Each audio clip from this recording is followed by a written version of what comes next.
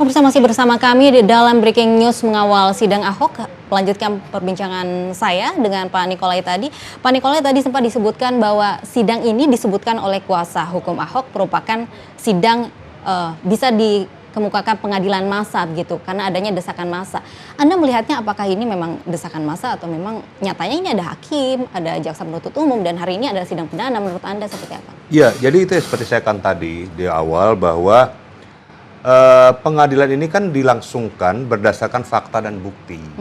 Tidak mungkin pengadilan atau jaksa lebih dulu sebagai benteng awal ya daripada peradilan ini. Tidak mungkin jaksa bisa menerima dan menaikkan kasus ini kalau tidak memenuhi unsur dan tidak mencukupi bukti yang diajukan kepolisian. Nah, karena jaksa sudah menilai bahwa apa yang dilakukan kepolisian terhadap kasus ini sudah memenuhi unsur dan memenuhi bukti, maka jaksa menaikkan ini. Jadi penuntutan di peradilan, pemeriksaan di pengadilan. Jadi terlepas dari mau dikatakan oleh pihak manapun bahwa ini adalah sidang karena dipaksa oleh massa dan sebagainya. Peradilan itu peradilan yang bebas dan independen. Dia tidak mungkin bisa diintervensi oleh apapun. Itu satu. Baik. Tapi namun Pak, tadi sempat juga disinggung oleh kuasa hukum Ahok mengenai gelar perkara yang sudah dilaksanakan sebelumnya, begitu di situ tidak dikemukakan alat bukti yang cukup, begitu tidak ada pemufakatan di situ. Tanggapan Anda? Kalau masalah gelar perkara ya, gelar perkara ini kan jadi gini, kalau dalam gelar perkara itu tidak ditemukan cukup bukti, kan tidak mungkin ini dilanjutkan, ya kan? Apabila ada keberatan dari pihak penasihat hukum atau terdakwa atau calon waktu itu tersangka ya, Ahok masih tersangka. Itu ada mekanisme hukumnya, yaitu pra-peradilan.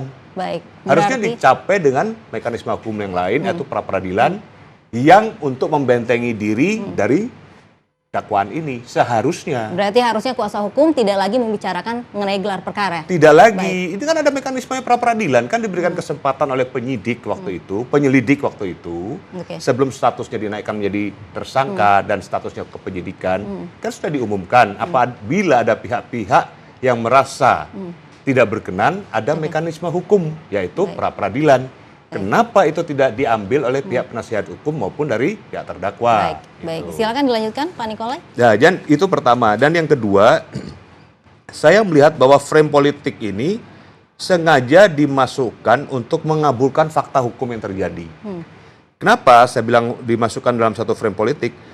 Yang di situ dalam pendahuluan daripada eksepsi dari penasihat hukum itu banyak berisi mengenai hal-hal yang dulu tahun 2007 sudah dilakukan Ahok ketika di Babel. Tidak ada relevansinya dengan kasus ini, tidak ada relevansinya dengan Pilkada 2017 di DKI. Ya kan? Kalau kita bercerita tentang dulu, kita melihat ke belakang terus. Sekarang kan masalahnya ada di tengah kita dan ke depan kita. Jadi seharusnya penasihat hukum itu tidak lagi membawa ini dalam satu trik opini atau opinion trick untuk menggiring opini masyarakat seolah-olah Ahok itu tidak bersalah. Ya itu memang tugas penasihat hukum untuk membebaskan atau paling tidak memberikan hukuman yang minimum kepada terdakwa. Ya kan? Nah itu yang perlu saya sampaikan. Yang kedua, penasihat hukum juga tadi mempermasalahkan pasal 156 dan 156A dari KUHP dengan berdalih menggunakan PNPS Undang-Undang Nomor 1 PNPS tahun 65.